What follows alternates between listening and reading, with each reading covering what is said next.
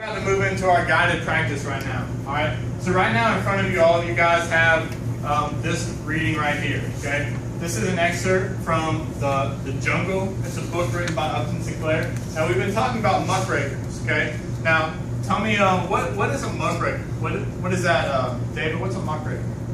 It's a journalist who talk about problems in society. Okay. And now, why would this journalist want to write about problems in society first?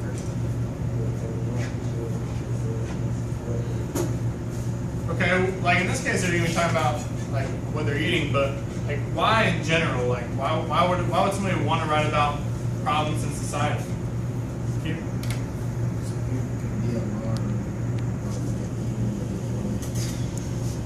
Okay, take it a step further. They're alarmed, and so what are people going to do once they're alarmed? That's right, they're going to try to change it, okay? So in this case, Upton Sinclair, he writes this book called The Jungle, and it's going to be about the meat packing industry in Chicago, Illinois. All right? And so what you guys are going to do here in a minute is you're going to read about this, and I think that you're going to be pretty grossed out about what it is that you're reading about the meat packing industry. Now, how do we know that our food is safe today? How do we know our food's safe, Frank?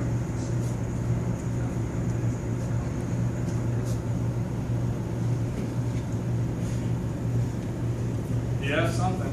Yeah? Well, it's like you got to go process and clean. All right, like so somebody inspects it, like the FDA, or the Food and Drug Administration. Okay, we know that our food is relatively safe today because of the Food and Drug Administration. They go around and inspect our meat and stuff like that. So we know that what we're putting in our bodies is generally pretty safe. But they didn't know that back then. Okay, in the early 1900s, the Progressive era, there was no government regulation as far as what's safe and what's not safe. All right. So what I want you to do right now is I'm going to give you guys 4 minutes, and what I want you to do in the next 4 minutes, I want you to take this text and I want you to do 3 things with it. Okay. I want you to mark it up, and I want you to do 3 things. All right. In the margins here, I want you to write on this paper. I want you to write notes to yourself. You know, kind of simplify it off to the side. Okay. Write notes so that it helps you remember. Okay. So summarize in the margins. That's your first step. Okay. The second thing you need to do, all right, is when you have a word that you don't know, I want you to circle the unknown words. All right, and then I want you to underline what's important. Okay. So I want you to do 3 things: summarize in the margins. All right, circle the unknown words. And underline what's important. Okay, does anyone have any questions about what I want you to do for the next 4 minutes? All right, take 4 minutes. I want you to read through that. I want you to mark up the text. I want you to summarize in the margins, circle the words you don't know, and underline what's important. Go ahead.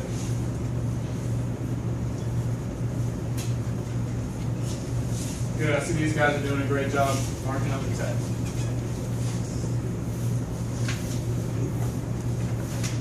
Remember, it's that last page.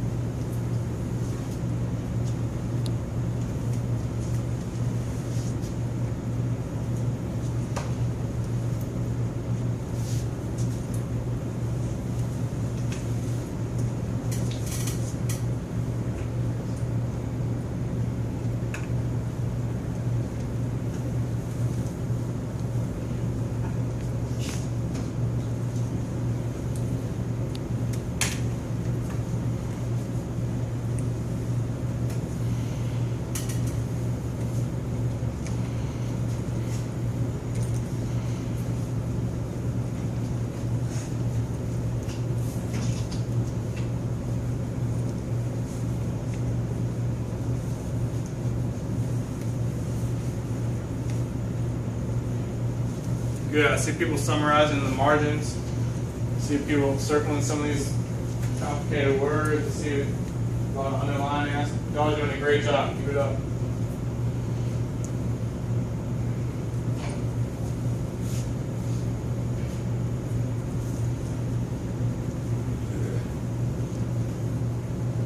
You guys have about a minute and a half left to keep working.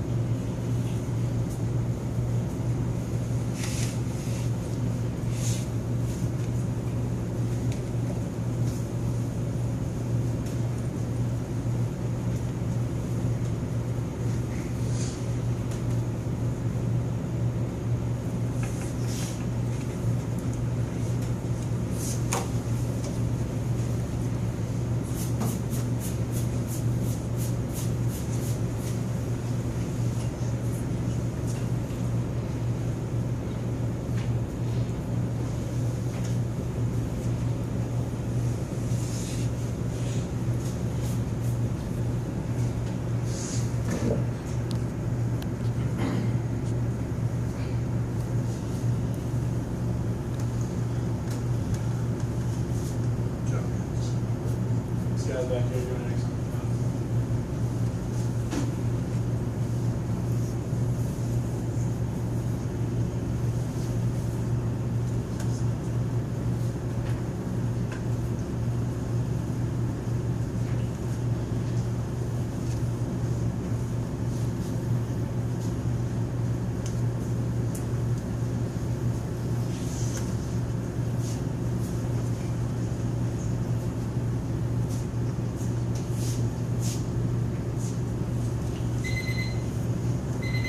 All right, good. Let me get all eyes up here. I was really impressed with you guys. Everybody was working hard, reading through that. All right, so the first thing I want to do to help us better understand this, because this is a primary source document. Now, a primary source, okay? What does that mean, Darius?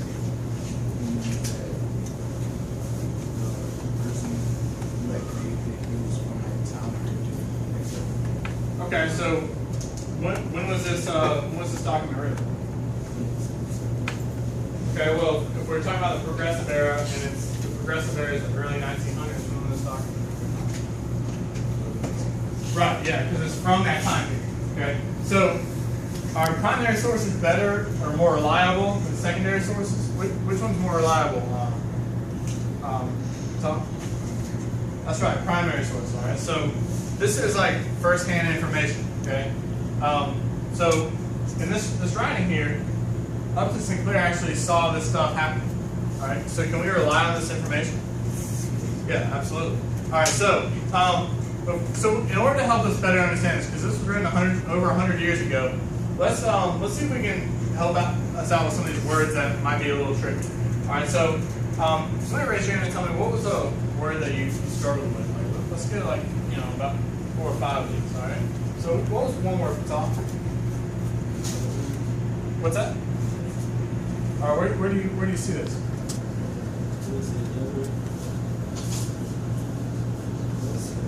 The butt ends. Okay. Now you eat meat, right? Tom? All right. So you know that you're going to eat different parts of the animal. So when it says the butt ends, so what side do you think of the animal is talking about?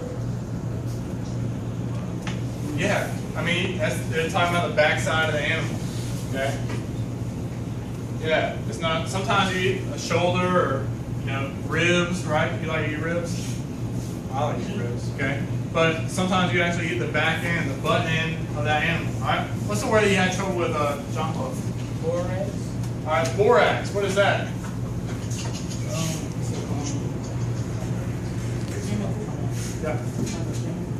Yeah, it is a chemical. Okay, borax is kind of chemical.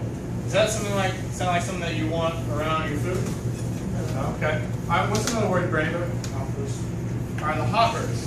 Where do you see that? Can you read the sentence where you find that? It would be those with borax and glycerin into the hoppers, made over again from consumption. Okay. So looking at those context clues, after you read that sentence, what do you think the hoppers are? I'm sorry, it's hard to hear you. Type of machine. Okay, like, so what would the hoppers actually do? How, don't you already have meat? Like, what would the hoppers do? Okay. Does anybody else have like another idea? Like, I think you're on the right track. I thought the hoppers were like, put the meat in and package it. Okay, so let me like help you out here. So let's say that I wanted to make. So let's say I throw some bacon into like a hopper and it makes smaller pieces of bacon. So what would the hopper do? Makes it small. Yeah, and how would it make small?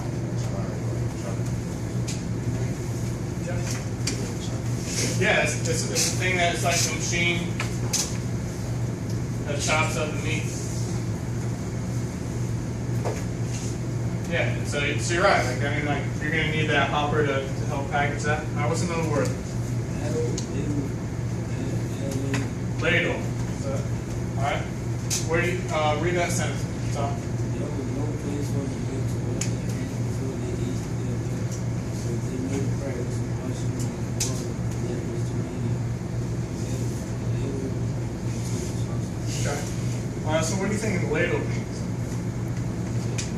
Okay, to put into. Do you ever eat like soup or anything like that? There's a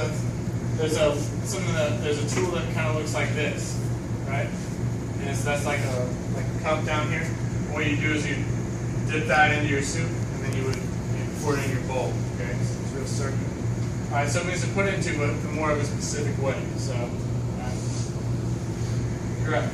All right, so let's those are some words that will help you better understand this. Let's go ahead and start to read through this. I want everybody to have their eyes on this with me. I'm gonna start out reading, and then I'm just gonna cold call you. I'm going to call your name, and I want you to pick up from there. All right, so keep your eyes locked in here because you don't know who I'm gonna call. All right, so make sure that your eyes are right here. Got it? All right. It was only when the ham was spoiled that it came to the department of Elizabeth. Cut up by 2,000 revolution-a-minute flyers and mixed up with half a ton of other meat. No odor that was ever in ham could make any difference. There was never the least attention paid to what was cut up for sausage. It would come all the way back from Europe, old sausage that had been rejected and that was moldy and white. It would be dosed with borax and glycerine and dumped into the hoppers and made over for the home consumption. There would be meat that had tumbled on the floor in the dirt and the sawdust where the workers had tramped spit uncounted billions of consumption germs. There would be meat stored in great piles in rooms, and water from leaky roofs would drip on it, and thousands of rats would race about on it. Does that sound like anything that you really want to eat? No, that sounds gross. All right, pick up, Randy.